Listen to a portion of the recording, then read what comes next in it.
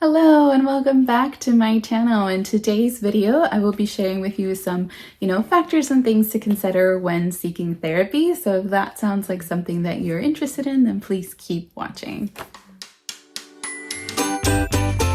So if you are new here, I did start off this channel by mostly posting, videos on my love of stationery. However, I am a psychologist, so occasionally I post content on mental health. So in the spirit of Valentine's Day coming up and me really thinking about self-love and, therapy as a way of providing love to ourselves, I thought, why not share just some information that I've shared with potential clients over the phone in case you're interested in seeking therapy. So of course, once you've decided that you want to go to therapy, the first question is, where do I find a therapist?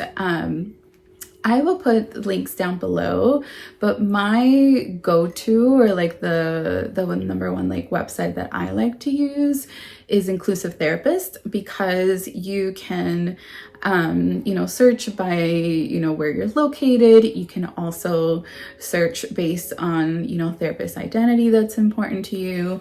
So that's my go-to, or the one that I tend to reference when I'm looking for a therapist, or at least that's where I found my therapist.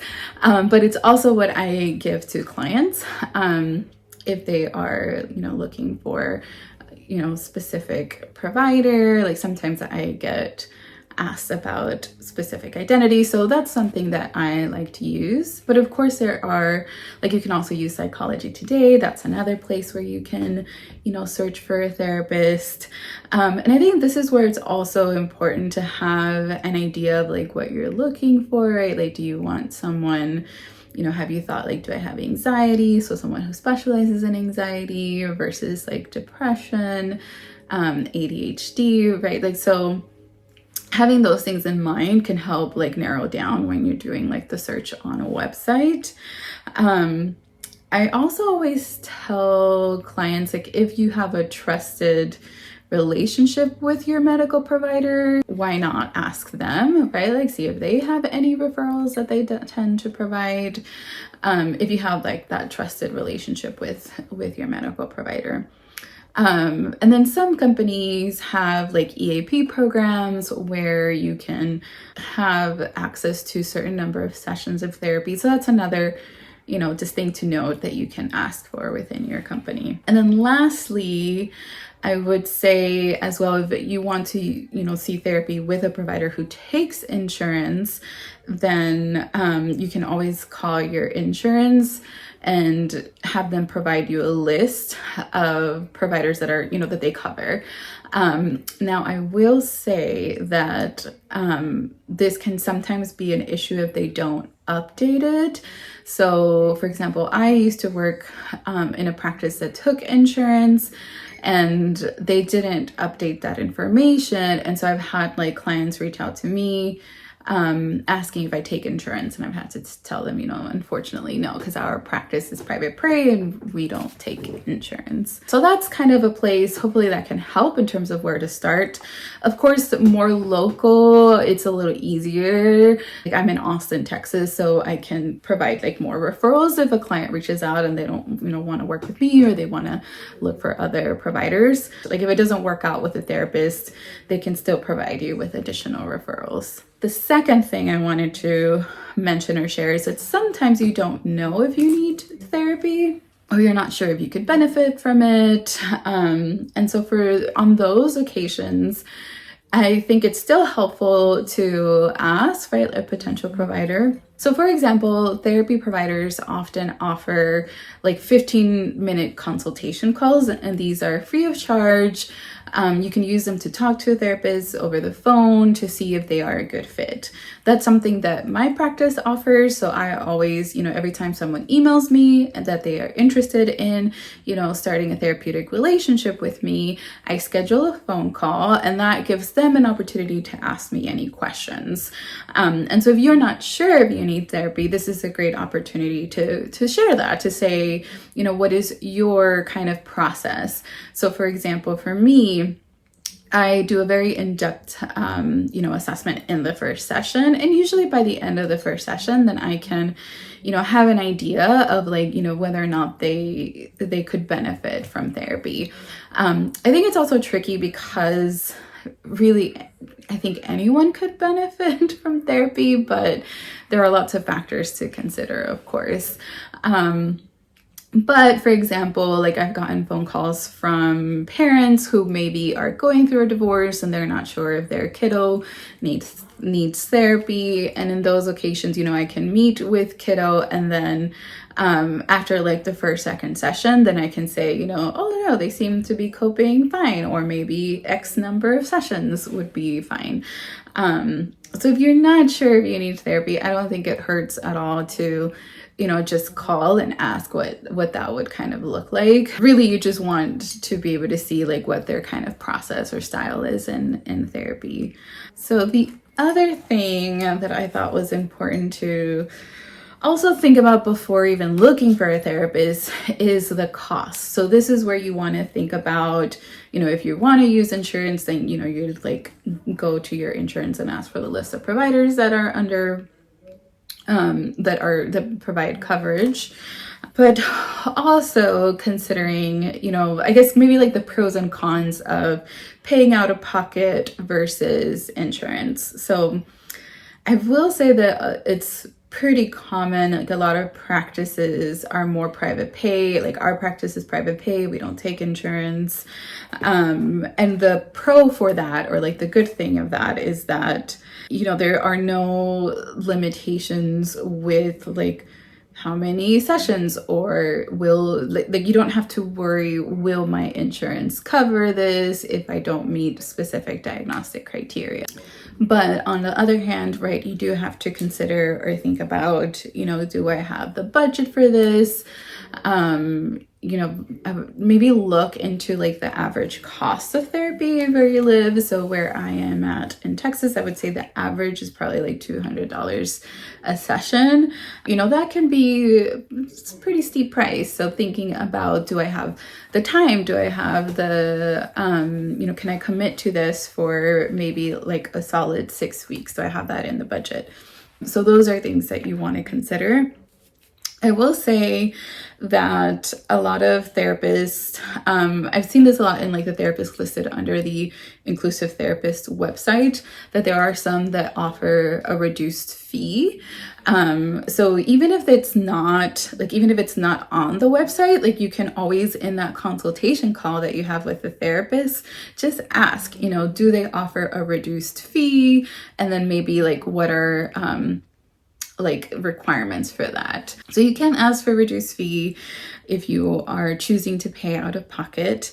I have worked with parents who prefer not to have like their children have a diagnosis that kind of follows them. So that may be something to consider, right? Like if this kind of gets more at like the idea of like labels and diagnostic criteria. And like I've seen like 5-year-olds and like, if they are coming to me for separation anxiety, like maybe they don't want that diagnosis to kind of follow their child or to be like in their medical record. So they prefer to pay out of pocket. These are just things that I'm sharing because they're things that I've kind of come across with working with parents and family and clients as well. So those are some of the things to consider if you're paying out of pocket. Now, if you are using insurance, oftentimes, like I would ask what diagnoses maybe they cover. So this is where, the whole model of like, yeah, everybody benefits from therapy. Like, yes, that's nice. But if you don't have a specific like diagnoses that the insurance covers, then you may not even be able to use your insurance. Hello, future me video editing here. I just wanted to kind of like pop in and quickly clarify that, being concerned that insurance won't cover won't cover services based on a specific diagnosis. I've seen kind of more so happen for someone who may not kind of meet criteria for a specific diagnosis. So an example of this, while I was doing my postdoc, I had a client where I gave a diagnosis of other specified conduct disorder. It's school-age kiddo, coming to me for, kind of parent-focused work to manage behavioral problems and concerns. So not something that I felt comfortable giving something like an oppositional defiant disorder or a conduct disorder, right? Like this kiddo is much too young for that. And so I remember that I got an email from the practice, like the person who was in charge of billing, saying that the insurance wasn't covering based on that diagnosis. Now, this was the primary diagnosis, so thankfully there was another diagnosis that I was able to kind of list as the primary. So it ended up working out. But I just wanted to clarify or like give an example that this is more so the case for someone who maybe is seeking therapy for more preventative measures as opposed to because they meet a specific diagnostic criteria. On to the rest of the video. Another thing to also mention, this is kind of related to paying out of pocket but still using insurance. So as a practice, right, like I said, like we are private pay, so we don't take insurance. However, what I do offer my clients is I can give them a super bill. So a super bill, the way I think about it, is kind of just a receipt. A super bill is kind of like a receipt. It like has it's a little bit more than that, but it has all of the information necessary that the insurance needs to be able to provide reimbursement. So it's a, document that has the diagnoses, the billing, like the code for like, did we meet for 45 or 60-minute session? So it has the CPT code, it has the name of the practice, the address, and all of that is like information that the insurance needs to be able to reimburse you. So this is an option only if you have an insurance that provides out-of-network benefits. So if your insurance provides out-of-network, behavioral health, mental health benefits, then you can, ask what is the percentage that they reimburse, and then you can go to therapy. Therapist gives you this document. You take this document and then you give it to your insurance, and then they reimburse you. I hope that made sense. So that's something that I do with certain clients. I meet with them, give them a diagnosis, I give them the document, they go and give it to their insurance provider. So this is another option in thinking about like the costs of therapy. So another thing to consider that I kind of mentioned earlier when I was talking about, do you have the money and the time to do therapy, is the time, am I willing to commit to therapy? So, I work with kids and teens and adults with clients through the lifespan. And I often have found, especially with like the younger kids, like a solid, like good 6 sessions for something like separation anxiety, right? Like like 6 sessions is about the average that I have noticed. And so oftentimes that can help because then, families can say, okay, yes, I can budget for that. I can pay out of pocket for that. And if they're willing to commit and we can do like 6 weekly, then, kind of we're solid. And then usually after that, I of course always reevaluate. Not everyone is different. Not everyone does like 6, straight sessions. This would obviously maybe not be the case for an adult, maybe with history of complex trauma, right? Like that would probably take up quite a bit more sessions. But overall, I guess what I'm trying to say is that these are things to think about when you're talking to the potential therapist, to see like on average, like how many sessions would I need? Obviously, they won't be able to give you a solid answer. But I think that can also help you think through, do I have the time to work on this? Do I have the time to commit to this? Because it is a lot of time. Like when I started going to therapy myself, I realized that, you know, like the schedule wasn't aligning very well, and like I was still processing, you know, I have rheumatoid arthritis, and I was like still processing a lot of that grief, and so it was hard to be in my therapy session, oftentimes crying, and then having to, like, I needed to make sure I had enough time to regulate myself before I saw my own, you know, clients for therapy. So I think those are just things to consider, right? Like, you want to make sure you have the time to work on you know, healing yourself, or you have the time to work on the things that, you know, might take some time and it might be harder. And I think this kind of goes to my next point, because I think a lot of times, you know, therapy is encouraged, like, go to therapy, yes. And I think that, yes, those are all great things. But I think you also have to be willing to risk being uncomfortable, right? Therapy is hard. It is, you know, very hard to open up to someone new. It is very uncomfortable. You know, I often have myself like struggling with, you know, how much do I push, you know, my client? I usually work on building the relationship, especially if it's like a teenager. You know, I roll with the resistance. That's, you know, what we call it. But, you know, in order to make progress, sometimes I have to challenge my clients. I have to challenge some of their, you know, maybe self-critical thoughts, and they may not be ready for that. And that is a lot of the, you know, often the case with teenagers, that they are just maybe not ready. Or it could be that we're not a good fit. And, you know, sometimes that happens. And so it may just mean that they need to find another provider. So all of that to just say that, like, be ready to get uncomfortable, be ready to experience discomfort. I think it's Brene Brown who like had made a podcast about like how the second day is actually harder than the first day. And I think that's kind of true for therapy, right? Like, you're excited, you go for your first session, and then the next session, it's like, oh, it's like tearing your heart open in session, and it's hard.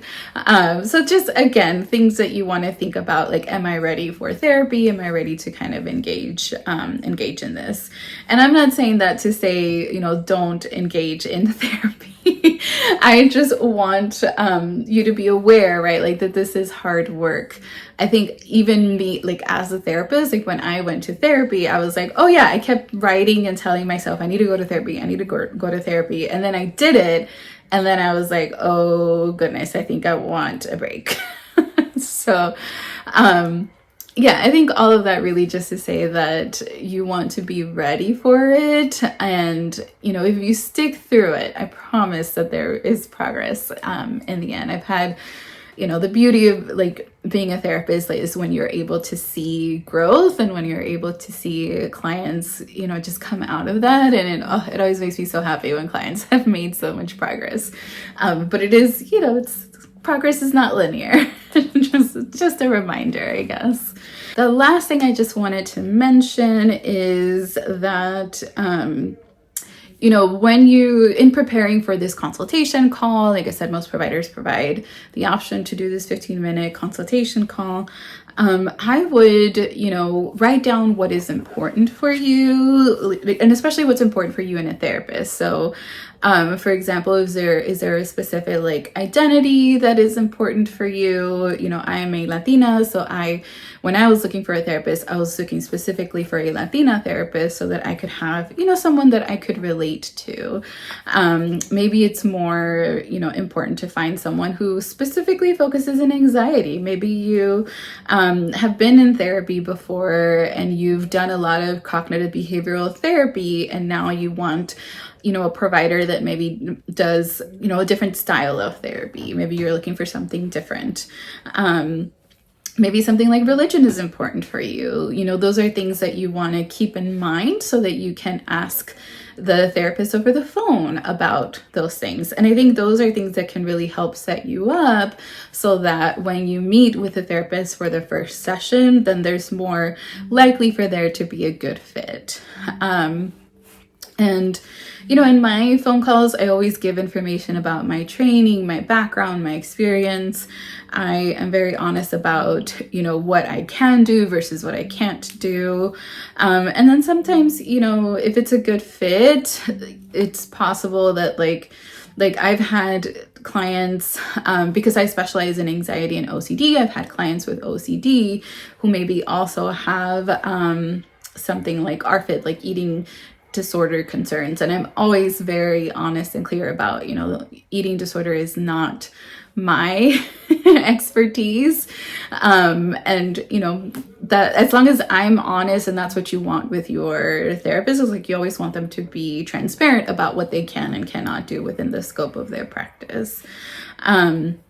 Along with that, I guess I forgot to mention this earlier too, but when you're looking for therapists, like you'll see like many different like types of licenses. So for example, I'm a licensed psychologist, so LP, and there are also things like, you know, a licensed professional or counselor, which is LPC.